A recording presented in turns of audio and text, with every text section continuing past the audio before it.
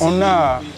a priori choisi d'organiser cet apéro littéraire entre nos bars parce que d'abord la littérature n'a pas pour habitude de pénétrer des endroits comme celui-ci d'une part, et d'autre part on s'est dit qu'entre nos bars est souvent perçu, ou le bar est perçu au Gabon comme le lieu de la débauche, le lieu de la perversion, etc., la distraction, alors qu'en fait les jeunes qui viennent entre nos bars c'est d'abord des jeunes fonctionnaires, c'est des cadres, c'est des étudiants, etc., qui parfois viennent pour prendre un verre. Et comme le concept apéro littéraire nous instruit qu'il faut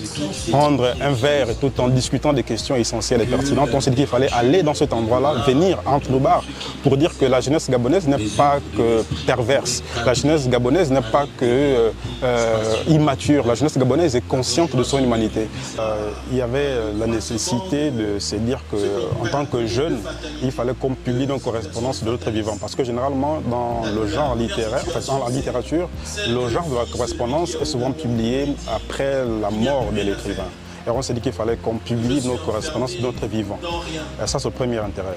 Ensuite, il y avait cette nécessité de dire aux aînés, donc en nous écrivant, en s'écrivant entre nous, on a peut-être un peu écrit aussi aux aînés, donc à nos gouvernants, en se disant que nous sommes jeunes peut-être, mais nous sommes aussi conscients de votre gouvernance, nous sommes conscients de notre part de responsabilité et qu'il fallait attirer à la fois attirer leur attention sur leur manière de nous gouverner en tant que peuple, en tant que jeunes, mais surtout partager notre avis sur la façon dont on est gouverné et quelle est la part de notre responsabilité en tant que citoyen par rapport à ce monde-là.